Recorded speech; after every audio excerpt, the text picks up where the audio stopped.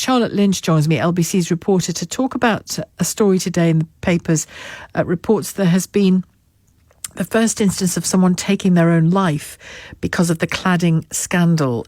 Tell us more, Charlotte. I mean, we've talked about the cladding scandal an awful lot and the pressures it's bringing to bear in people's lives. Yes, and we know that thousands of people are trapped living in these totally unsafe flats, which they just can't remortgage. They're covered in Grenfell-style cladding, which they didn't discover until after, of course, that terrible tragedy.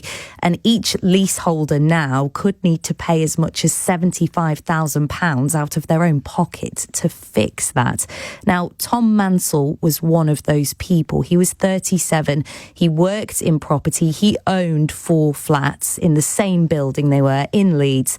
All of them, then he found out, were covered in that cladding. And he was reportedly facing an estimated bill of £50,000 per flat, so for each of those properties that he owned. Now, one of his close friends has told the Mirror that Tom took his own life because the burden of uncertainty overwhelmed him.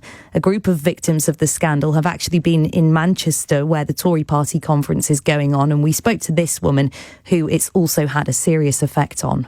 I had to seek mental health support. I've had to go on medication for antidepressants.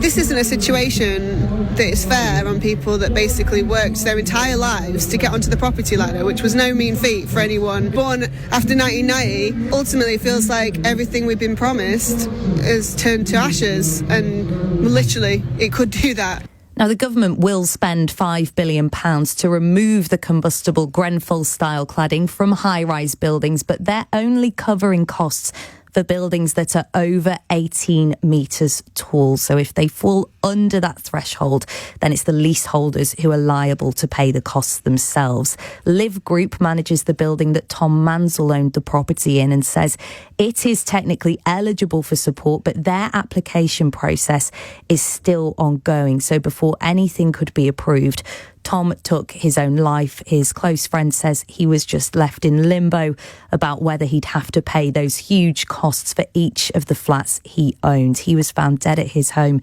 in December 2020, and still now in October 2021, the application process is still ongoing to find out whether the costs for the building that he owned property in can be covered by the government. Tom's bills also had already soared, according to his friend who's spoken to the Mirror. That was to help pay for fire marshals who had to patrol the building. Sebastian O'Kelly is the CEO of Leasehold Knowledge Partnership. That's a charity which has been advising leaseholders affected by the crisis. We've been warning about this issue for years, since the autumn of 2017, but so has the Association of Residential Managing Agents, which has been warning that you will get suicides if there are these sorts of bills dumped on ordinary residents who simply cannot pay them. This it's tragic, this case. Yes. He was a property investor.